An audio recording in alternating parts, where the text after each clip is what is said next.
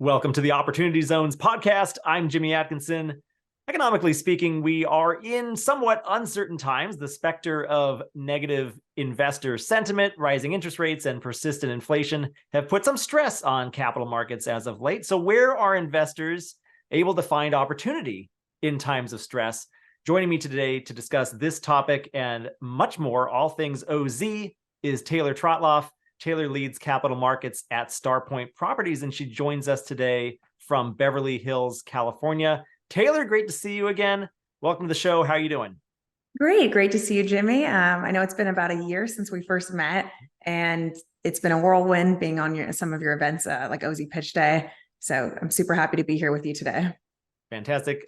Great to have you here as always, Taylor. Now, my audience, which is mostly high net worth investors, advisors, and other Opportunity Zone stakeholders, they're likely already familiar with StarPoint Properties because you've participated in so many of my events. You've been on OZ Pitch Day a couple times this year. And so a lot of people may have some familiarity with StarPoint Properties. But for those who may be unfamiliar, maybe they're new to OZs, maybe they haven't been on one of the events in the past, can you briefly explain who StarPoint Properties is, how the firm operates within the Opportunity Zones industry?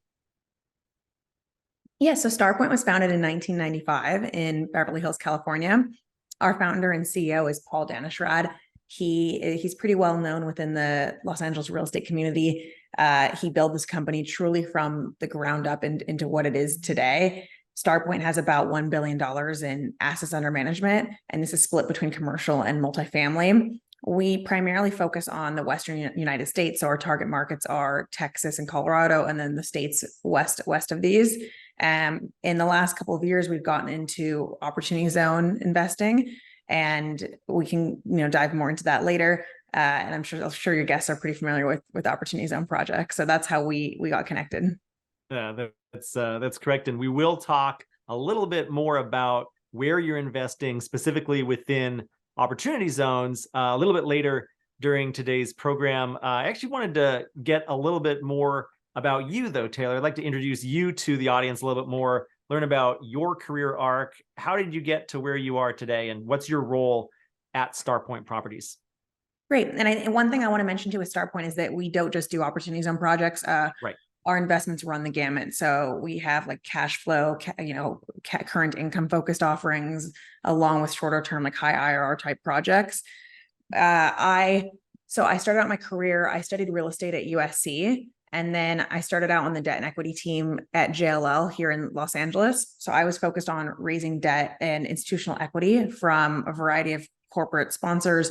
I work with groups like Blackstone, Ares, Apollo, et cetera, those sorts of companies, and raised in aggregate about $1 billion in debt and equity with the team there.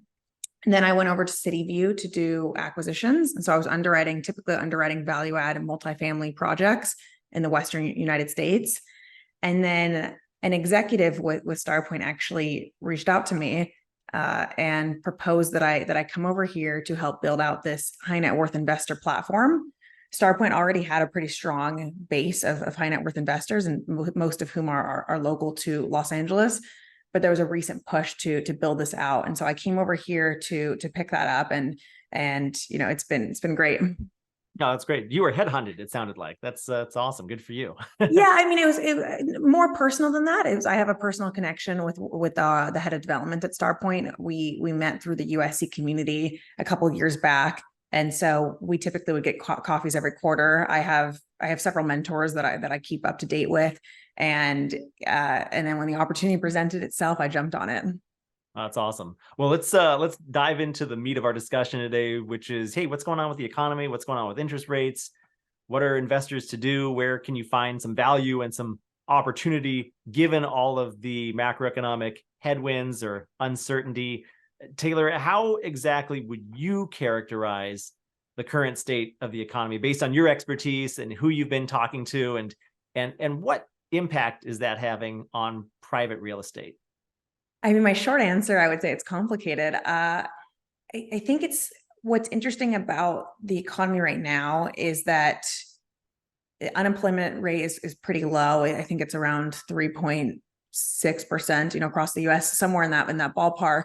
But then you have this dynamic where interest rates are at all-time highs. I mean, at least in the last 10 years, interest rates have not come anywhere close to where they are today. And this is putting a strain on the overall financial economy. I mean, it's really affecting venture capital, private equity, and real estate. And I would say it's predominantly affecting the real estate industry the most.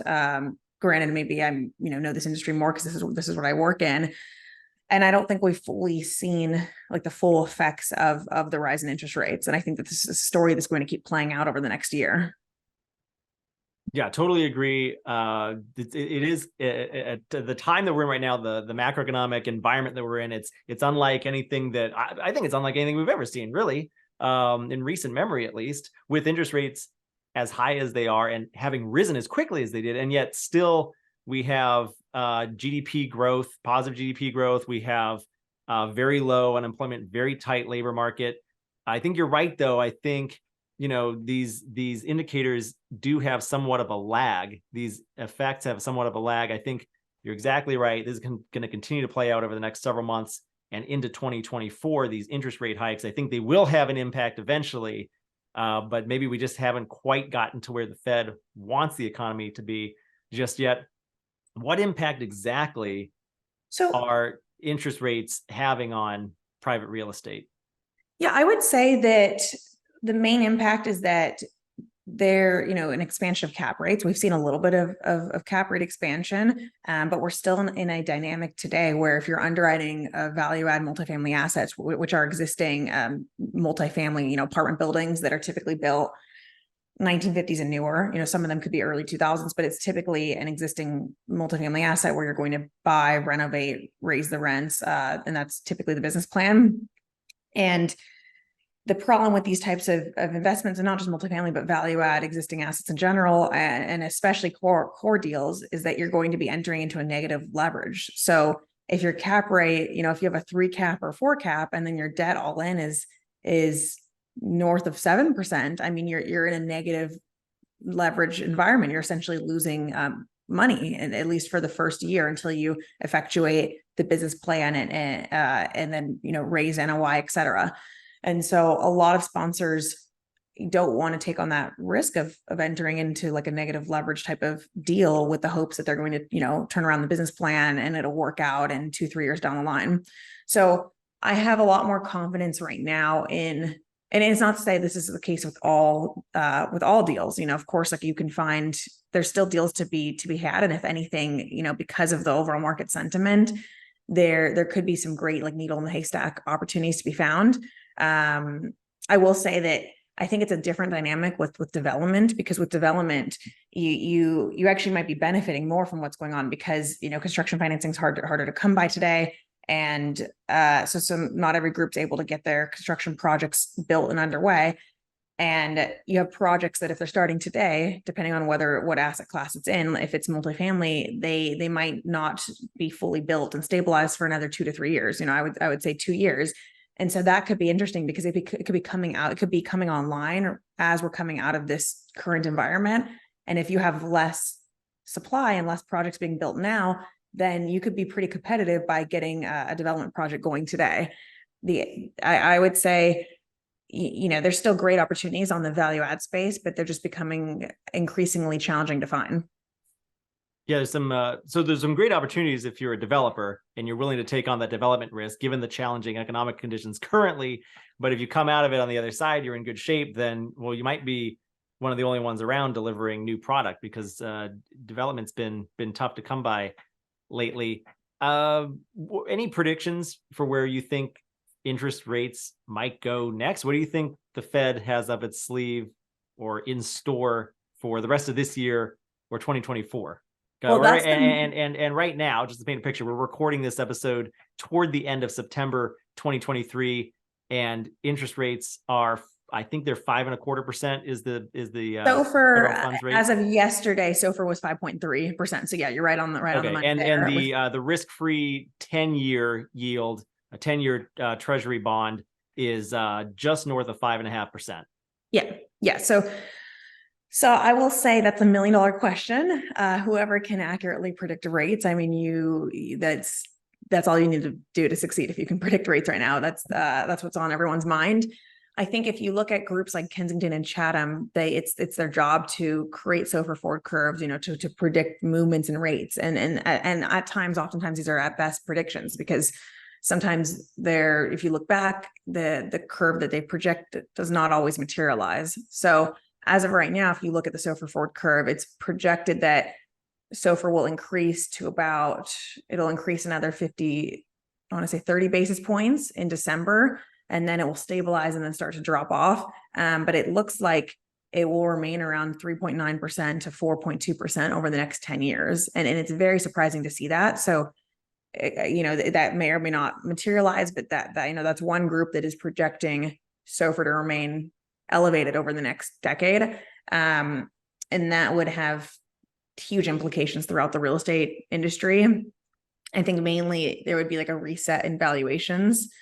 At the same time, though, however, I think the long-term fundamentals of real estate are really strong, meaning that on one hand, the high interest rates almost helps at least the multifamily side, because as interest rates rise, you're going to have less homeowners selling their houses, because then they're going to have to leave and take on new financing. So they might be locked in at a 2%. And now if they sell, they'll end up, the rate could be tripled. And so that prices them out of like getting a better quality home or an equivalent home, so that people are remaining in their homes for longer. And then if you're a buyer and you're looking at taking on a mortgage, then, your rate's going to be substantially higher. So that drastically impacts your buying power. So more and more people who could have became homeowners are going to be long-term renters or permanent renters at the rate that we're going. And so the fundamentals for multifamily are there, and I'm very confident in real estate long-term. I just think that we have some more short-term kinks to work through. Yeah, totally agree and totally understood there. You mentioned that we might have these high rates for the next decade, and it sounds strange to us because I think we've been trained for the last 15 years on a very low interest rate environment. But in fact, if you look back over the course of the 20th century, the last 15 years have actually been the anomaly, right? I mean, the amount of free capital, so to speak, or free cash has been pretty amazing. The quantitative easing that the Fed had to implement in the wake of the financial crisis of 08-09. Now we're getting to a point where, wait a second, we've got some actual cost on cash here, some cost on debt. We don't have zero interest rates anymore. We've got interest rates north of 4%, 5%. We've got, mortgage rates are creeping up, well above 7%. They're about to touch 8% potentially in the next any day now, really, possibly in the next few weeks. But isn't it just a return to the old normal? How the heck did we ever get deals done in the 1970s and 80s and 90s? I mean, there must be some trick to it. And maybe you're right. Maybe all of this is to say that, hey, we have to have a repricing at some point in the market. We have to have some values adjustment. Is that what you're anticipating if interest rates do stay elevated? I think it's a combination of maybe a slight expansion in cap rates, but at the same time, I think that what we're seeing now will be a return to the fundamentals. Over the last 15 years, I mean, growth investing was much more popular than value investing, which is what Warren Buffett was raised on, and Benjamin Graham, if you're familiar with The Intelligent Investor. And I think that not just with real estate, but with all investing as a whole, I think you're going to see really a return to the fundamentals where people are going to be looking at, does this make sense? The supply and demand side, like projecting out cash flows, the risk, the spread over the risk-free return rate has narrowed. And taking on the same level of risk today just doesn't necessarily make as much sense. So I will say this might even position real estate favorably, in relation to venture capital investments, private equity investments, because I think the fundamentals really are there. Good. Shifting gears for a moment here now. Let's talk private capital markets. Related, of course, with interest rates having gone up. It's become a little bit more difficult to secure financing. Also, investor sentiment seems to have turned negative in the last 12 to 18 months. Anecdotally, I can tell you it seems like a lot of deal sponsors and fund managers have had tougher time raising equity this year compared to previous years. How has that impacted you? How has it impacted the industry more broadly with these, I call it private capital markets freeze up, essentially. And where are you finding sources of financing, and how has that changed over the last year or so? I wouldn't call it necessarily a freeze up. I would say actually, I've actually been actively raising money, equity from high net worth investors, and typically, on a weekly, monthly basis, we still have new investors coming into StarPoint. So I would say that retail investors, it's one of those things that people know that you can't time the market, and that's like a general consensus. And so yes, maybe there's some uncertainty, but you can't really predict the future. And I would say it's still better to be in the market and invest versus just waiting it out and not investing, because you don't know, like you might be waiting for a bottom that never comes. It's one of those things. And then if you're going to invest, typically you want a diversified portfolio. So you want a portfolio with bonds, equities, and alternatives, primarily real estate. So I don't think it's as much of a stress on the retail capital raising side. Where I see the biggest impact is on the debt financing side. For example, the regional banks are having a lot of trouble right now and have largely pulled back. And so that was a huge source of funding before. Now I would say that the debt funds are more active. But across the board, banks are much more diligent on their underwriting. They're sizing to higher debt yields and debt service coverage ratios. And so a lot of deals that maybe could have obtained financing 3 years ago, they can't obtain financing today because they might not be able to cover the debt service at the right, like DSCR ratio. Yep. That's gone up, and it's been more challenging for certain borrowers to cover that debt. How has it changed for you or for StarPoint Properties? Are you putting less debt into new deals? Are you having to raise more equity? No, I would say that I think StarPoint's unique in the sense that, this is a well-established sponsor. StarPoint has been around for about 30 years. StarPoint owns two of the largest and tallest office properties in Beverly Hills and has, several marquee like legacy assets. And so this is just a different situation where, given StarPoint's reputation and diversified holdings, we're able to obtain financing that other groups may not be able to necessarily obtain. And then we also have strong relationships with our existing lender and a few different lenders that we work closely with. And in terms of the leverage, we'll typically underwrite to anywhere from 55% LTC up to 65% LTC. And then as part of our due diligence process, we will usually obtain term sheets from a variety of life cos, banks, debt funds, and we will model out each scenario, and then we will go with the option that makes the most sense for the deal. So have your sources of financing not really changed all that much over the last 12 to 18 months? No, I would say, yeah, it might take a little bit longer to procure financing, but it's not really, I wouldn't say that we're having an issue. Like we're still able to get construction loans closed. We're still able to get acquisition financing. So I think that there are other sponsors though that are really grappling with this though. Okay, given all that we've talked about, the macroeconomic uncertainty, the interest rate environment, negative investor sentiment, some challenges for real estate in general, broadly, where are you finding value these days, and where should investors look for opportunity or value these days? Yeah, I think that you want to look at, if it's an existing asset. So if it's something with a value add strategy, you want a healthy cash on cash. So you don't want all of the return to be made on the back end, meaning you don't want it to be all predicated on a great exit at a optimistic exit cap. So you want to see that the deal makes sense kind of year by year as well. And then I think how we're able to find value and differentiate ourselves is just our strong broker relationships. So we're getting shown deals that other groups may not necessarily be shown, and we're able to get like a first look at some of these potential investments, just because groups know and brokers know that we will close. Like if we put in an offer, we're 100% going to come through and close. And that's not true necessarily for every sponsor across the board. A lot of sellers are looking for like certainty of execution. Good. And let's zoom out a little bit more, or no, let's zoom in. Get my zoom out and my zoom in mixed up. Let's zoom in now to exactly what StarPoint Properties is doing, and in particular in the opportunity zone space. Where are you guys investing, and which sectors are you most bullish on? What markets do you like? So we primarily focus on industrial development and multifamily development when it comes to opportunity zone projects. We actually just wrapped up our raise for 2 different projects, and we're under construction now, so it's very exciting. One of them is called Lotus Point, and Lotus Point will be a 245 unit multifamily garden style community in Phoenix, Arizona. In Mesa, Arizona, actually, but on the western part of Mesa, and close to Tempe, if you know that pocket. And I'm really excited about that project. We just broke ground a couple months ago.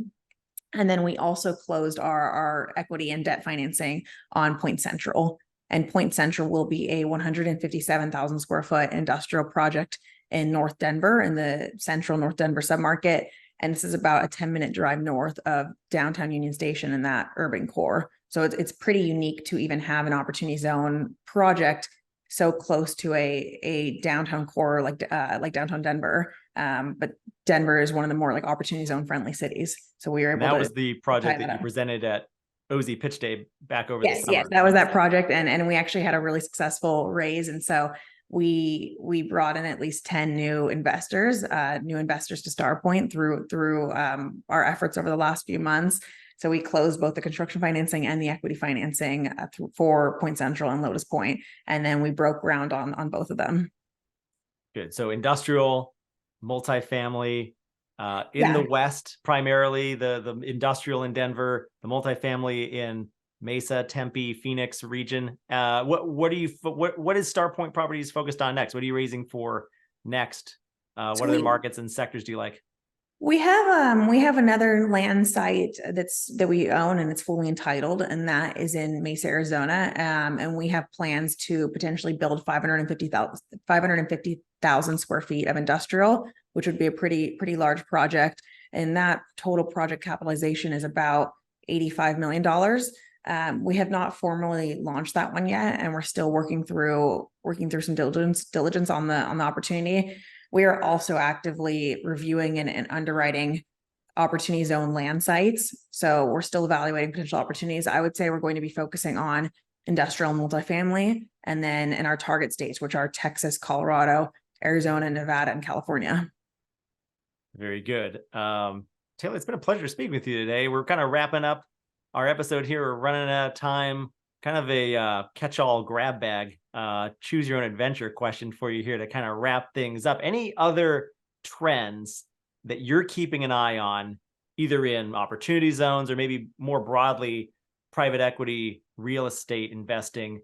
What are you keeping an eye on? What do you think investors should keep their ear to the ground on? Yeah, I would say I'm looking at the RIA space because I see it kind of as almost a gateway into, it's the retail high net worth investor channel. It's pretty fragmented, but the RIAs, have kind of a hold on this. And something that's really interesting is I've heard from multiple groups that in the last couple of years, there's been a huge shift where RIAs are increasingly becoming more interested in looking at alternatives, specifically real estate, versus, historically RIAs were more focused on equities and bonds.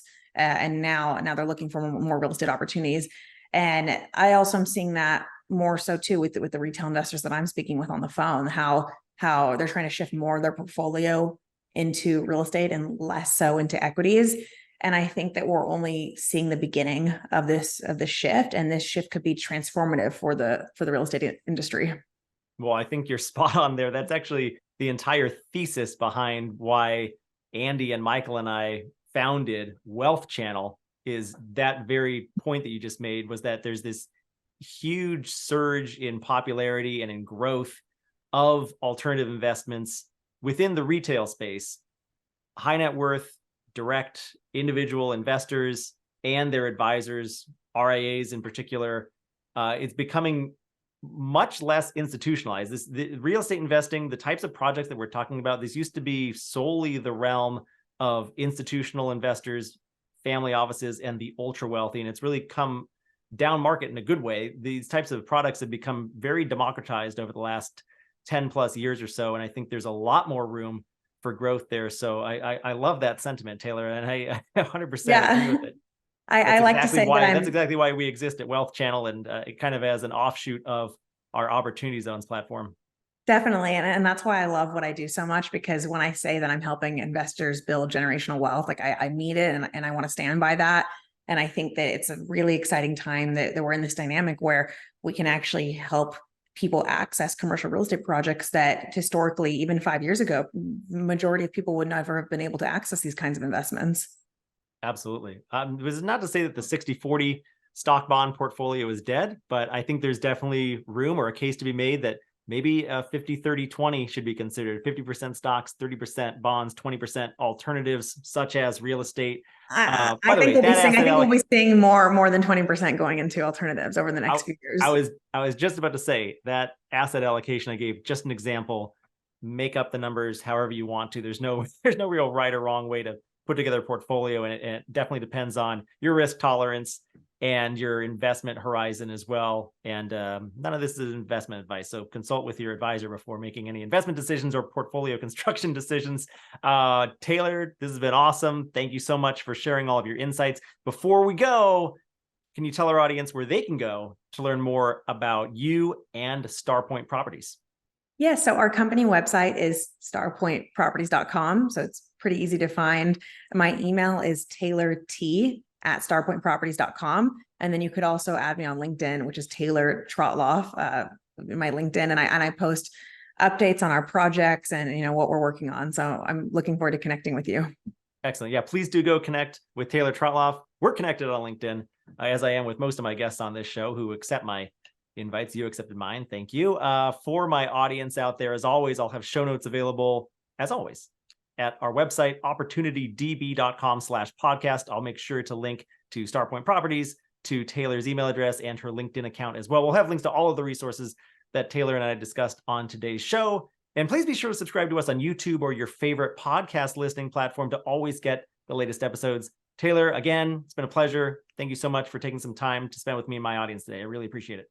Thank you so much, Jimmy, for having me. Have a great rest of your day.